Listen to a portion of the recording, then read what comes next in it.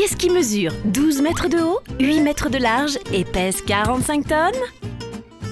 Le grand éléphant de Nantes. Eh oui, il est énorme!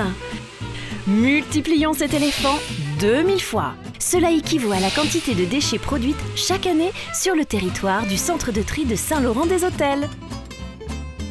85 000 tonnes de déchets, c'est une moyenne de 478 kg par an et par habitant qu'il faut collecter et traiter. Le CIR d'Omdy et les communautés de communes du pays d'Ancenis et de Loire-Divat comptent 177 000 habitants répartis sur 89 communes adhérentes. Heureusement, depuis quelques années, tous les habitants ont pris l'habitude de séparer leurs déchets en plusieurs catégories. Le tri sélectif des emballages et les nombreuses déchetteries implantées sur le territoire ont permis une diminution significative du poids de nos poubelles. Aujourd'hui, plus de 3500 tonnes d'emballages sont traitées et valorisées chaque année par le centre de tri de Saint-Laurent-des-Hôtels. Pour pouvoir traiter efficacement tous ces déchets, un important système de collecte est mis en place par chaque commune. Ainsi, que l'on habite en ville ou à la campagne, tous les déchets ménagers sont collectés. Comment cela se passe-t-il ? Les bacs et les sacs jaunes sont collectés en porte-à-porte par camion-benne, tout comme les ordures ménagères. Des conteneurs particuliers permettent aussi de collecter le verre et les papiers. Ce sont les points d'apport volontaires. Enfin, le territoire compte 24 déchetteries. On y dépose les déchets verts, les encombrants, les appareils électroménagers ou encore les déchets toxiques. Ces différents types de déchets que chacun prend soin de trier peuvent ainsi être plus facilement dirigés vers des équipements spécialisés pour être valorisés et ainsi protéger l'environnement. Chaque année, près de la moitié des déchets que nous produisons sont stockés en ISDND, enfouis dans des alvéoles étanches pour éviter la contamination des sols. Mais avant d'être enfouie, une partie des ordures ménagères est envoyée dans une unité de tri mécano-biologique. Ici, c'est la matière organique que l'on récupère et valorise en la transformant en compost qui sera réutilisable en agriculture. Les emballages envoyés au centre de tri connaissent, eux, un parcours un peu plus complexe. Le rôle d'un centre de tri, comme celui de Saint-Laurent-des-Hôtels, est de passer de ça à ça, c'est-à-dire séparer les déchets par matière pour arriver à en faire ces beaux paquets que l'on appelle des balles. Ce travail est en grande partie réalisé par des agents de tri qui trient à la main les différents types de déchets le plus rapidement possible. Et il faut suivre la cadence. Car au centre de tri de Saint-Laurent-des-Hôtels, il faut traiter près de 22 tonnes par jour, des dizaines de milliers d'emballages par heure. Impossible de trier une telle quantité uniquement à la main. Voilà pourquoi plusieurs machines aident les agents du tri pour leur permettre de travailler plus confortablement et en toute sécurité.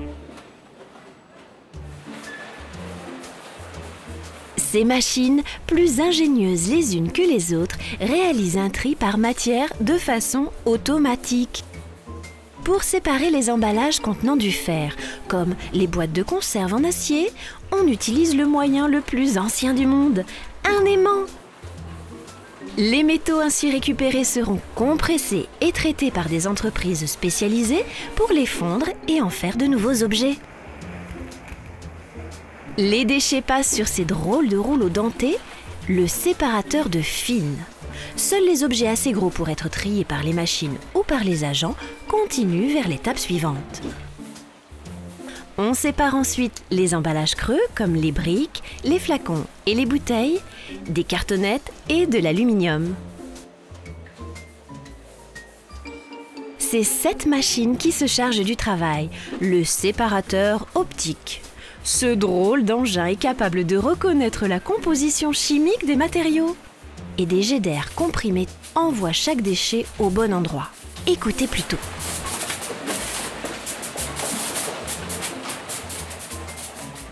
Les déchets plats sont envoyés en cabine de tri où des agents séparent l'aluminium des cartonnettes.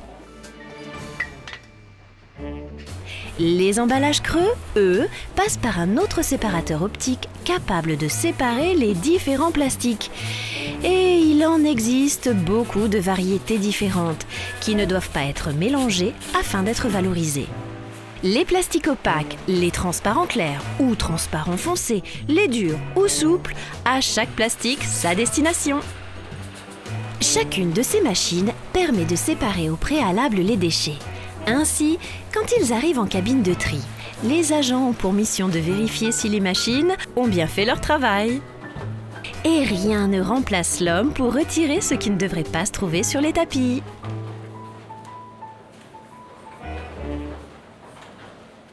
Les déchets correctement séparés par type terminent leur course dans de grands conteneurs, aussi appelés des alvéoles.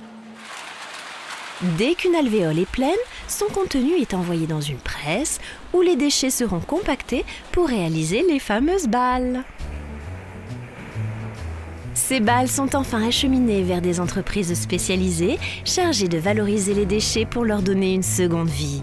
On dit alors que les déchets sont transformés en matière première secondaire.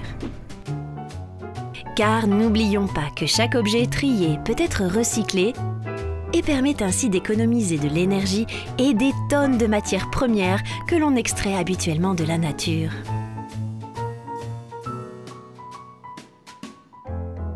Grâce à chacun d'entre nous, plus de 80% des emballages du territoire sont ainsi recyclés chaque année. Mais il reste encore beaucoup à faire pour mieux maîtriser notre production de déchets. Produire moins de déchets, c'est facile. Quelques gestes simples suffisent. Le compostage par exemple. Et oui, un tiers de notre poubelle est composé de matière organique qui peut être transformée en compost pour le jardin. Avant de jeter, demandez-vous si un objet ne pourrait pas être recyclé entièrement ou en partie, ou être utile à quelqu'un d'autre, comme les vêtements ou les jouets. En cas de doute, mieux vaut déposer les déchets à la déchetterie et les écocycleries peuvent leur proposer une deuxième vie. Et pour limiter les emballages, achetez sa viande ou son poisson au détail, son fromage à la coupe et ses fruits en vrac, sans oublier le sac réutilisable ou le cabas pour emporter le tout. Quand on sait que l'emballage peut constituer jusqu'à 65% du prix d'un produit, il est plus malin d'éviter les produits suremballés et d'acheter en grand conditionnement plutôt qu'en part individuelle. Parce que consommer n'est pas forcément synonyme de polluer. Réfléchissons ensemble un peu plus à ce que nous achetons et à ce que nous jetons. Ça ne changera pas beaucoup notre quotidien, mais ça peut vraiment changer notre avenir.